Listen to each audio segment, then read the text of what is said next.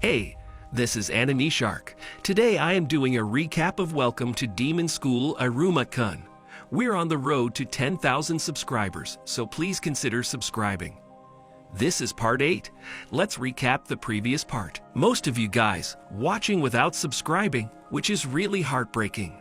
So please subscribe. The audience is confused to see Iruma sat eating his gathered ingredients with Lied. Balam explains to the audience Iruma is actually doing the right thing. The festival lasts 4 days and most demons will exhaust themselves exchanging ingredients for points, and then lose when they pass out from hunger. So by eating first and then gathering points later, Iruma may actually win. Made a survival expert by his harsh childhood, Iruma teaches Lied how to thrive in adversity. The students planning to ambush Iruma leave since he has left no ingredients for them to steal. Lied finds he is actually enjoying himself, but laments the lack of girls to talk to, referencing the fun they had when they attended a mixer with Sabnok, Jazz, and girls from other classes. Elisabetta and Clara in their costume abruptly appear.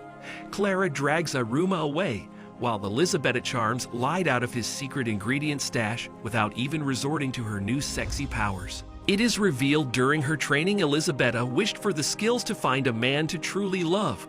Once alone, Clara drags a surprised Iruma inside her costume, trapping them both inside, and declares Iruma as successfully captured. This episode starts with the intro where the narrator says, the abnormal class students have been forced to take training. If everyone didn't manage to get rank Deleth before year 2, they will have to leave their classroom, the royal one, that they fought so hard for. And so, Iruma and the gang take on the rank advancement tests, the first of which is the Harvest Festival. Elisabetta says, I love everyone in abnormal class. This breaks the heart of Lied, because Lied loves Elisabetta, and he wants that. Elisabetta also loves him, and she left after collecting the ingredients. This could be better to say, after stealing the ingredients from Lied and left him heartbroken. Then we've seen Elisabetta talking to herself and stating, I got the ingredients from Lied-kun, things are going well. Now then I wonder if things are going well for Clara. Then we've seen Clara and Iruma. Clara dragged Iruma in her costume and declares Iruma as successfully captured. Iruma says, you scared me. Clara replied, I know, right? Then Clara hugged tightly and states, it's been a while since I saw you. There, and states Iruma, you know, I've been going through some special training. And suddenly Clara takes Iruma into his magical pockets and states, let's play Iruma. This is Clara's toy box, where I can pull out whatever I like. Clara Toys box is a magic created by combining Valak's family power, Toy, with illusions taught by Raim.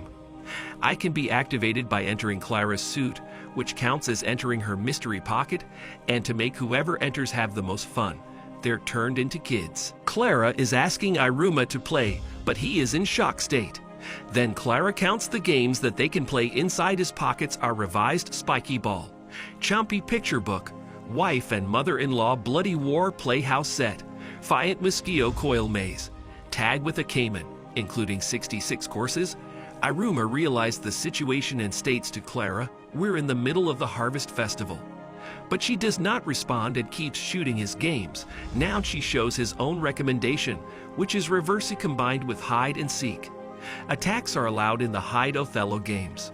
Iruma childishly can't resist and start playing games with Clara first. They play game like hide and seek, which Iruma won. In the meantime, Clara got a flashback where Raim is sitting in front of Clara, and she said, listen, baby-chan, I'll teach you something important. Your charm is freedom and surprises. If you can use those two together, then there will be no demon that can resist getting charmed by you. Flashback end, and Clara states, one day I'll make fall to my charm. Ruma does have a slight idea that he shouldn't be playing around at this time. But in this space full of fun, there's no way he cannot play. Clara sings, Raim Sensei taught me, I am Clara, the Venus of Toy Kingdom, the Venus that stays a child. There are tons of toys and games coming out of my pocket. Clara cunningly states, so far, things have gone according to my master's plan. Under Raim's teaching, Clara created this space where people are charmed by fun. A toy box that makes people play until they collapse. Of course, This magic would also suck the magic power of those playing in. However, the user doesn't seem to understand that. It also happened during Rain Sensei's special training. After hours and hours of playing Clara and Iruma Get Down Slash, Clara is also thinking about what has just happened. I manages to keep my strength when I did it to Elisabetta and Master. Suddenly she remembered. We play too much, and she took too much of Iruma's magic. Iruma states I am very bad at playing, but playing with Clara is really fun. I really love playing with you. Clara is also charming with Irem, and she states it's a draw. She confesses she loves him, but Elisabetta suddenly opens the costume, and she good morning to them both, Iruma and Clara, and she states, thank goodness, you're finally awake. Iruma realized that it was already night. I then suddenly lied, appeared crawling and weeping, and told the Iruma how Elisabetta steal his points. At the end of this scene, it is revealed that both female demon named Charm Team collects 5,400 points, and Iruma and Lie Team named the Feral Child Team 0 points. The Harvest Festival day is ended, and the first day, night is started. The male commentators state it's a dark, creepy, worrying, lonely night. But we're super busy over here. It's the first night when injured students would keep showing up every year. One student fell down in the grass after a hectic long day. Suddenly a nesting squirrel appears and grabs him with his long tail. Nesting squirrels, their cute eyes watch over their surroundings and snatch away their enemy's sleeping place. We've seen another deadly animal named stake bats. They lure prey with delicious smells before sucking their blood.